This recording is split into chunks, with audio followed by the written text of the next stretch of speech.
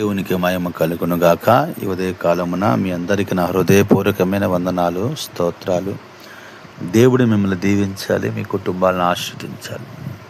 ఉదయ కాలమున వాక్యం ఇందాం. యోబు రాసిన గ్రంథంలో 5వ అధ్యాయంలో ఒక మాట రాయబడింది. నోటి మాటల చేత కలుగు నొప్పి నీకు తగలకుండా ఆయన నిన్ను దాచును.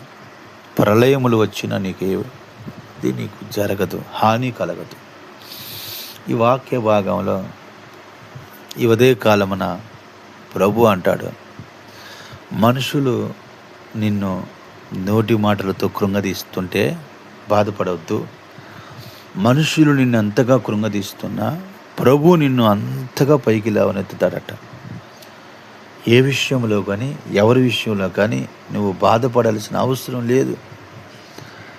జ్ఞాన వివేచన ప్రభు నీకు ఇస్తాడు. నువ్వు దేవుడి బిడ్డవుగా ఉన్నావు, దేవుని సొత్తుగా ఉన్నావు కనుక మనుషులు మాట్లాడే మాటల వైపు నువ్వు మొగ్గి చూపకుండా, దేవుడు మాట్లాడుతున్నాడు, దేవుడు నన్ను ముందుకు నడిపిస్తాడని దేవుని మాటలందు నువ్వు ధైర్యం కలిగి ముందుకి అడుగులు వేయాలి.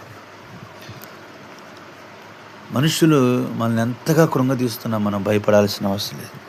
దేవుడు మనపక్షంగా ఉన్నాడు. ప్రళయములు వచ్చిన నీకు ఏ హాని కలగదంట. అంటే ఎటువంటి పెను తుఫాను లాంటి సమస్యలు వచ్చినా,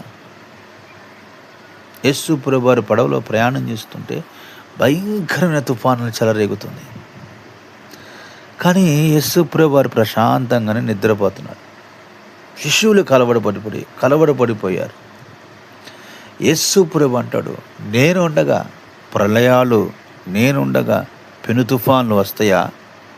వచ్చినా అవి నేను వాటిని అణిచివేస్తానన్నాడు. యేసు ప్రభువు వారు వాటిని అణిచివేసినట్టుగా ప్రళయాలు నీ కుటుంబంలో వచ్చిన, సమస్యలే నీ కుటుంబంలో వచ్చిన దేవుడు తీసివేస్తాడు. ఆయన పేరు నజరేయుడైన యేసు. ఎటువంటి పెను ప్రమాదాలు నీకు కలగకుండా ప్రభు కాపాడుతాడు.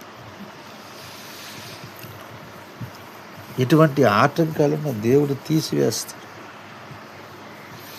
ఎందుకంటే మన దేవుడు సర్వశక్తి కలిగిన దేవుడు, దెయ్యాల మీద అధికారం కలిగిన దేవుడు, రోగాల మీద అధికారం కలిగిన దేవుడు. నీకు వస్తున్న ఆపదల నుంచి దేవుడు నిన్ను తప్పిస్తాడు. ఎవరు నిన్ను మాటలతో తృణీకరించి మాట్లాడారో వాళ్ళే నీ కాళ్ళు పట్టుకుని వచ్చి నిన్ను క్షమాపణ అడిగే రోజు దేవుడు ఒకరోజు రప్పించబోతున్నాడు.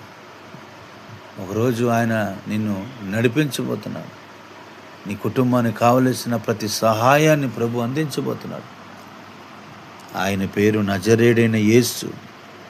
నీ పరిస్థితి మార్చబడిద్ది, నీ స్థితిగతులు మార్చబడతాయి. పరిశుద్ధమైన తండ్రి నీకు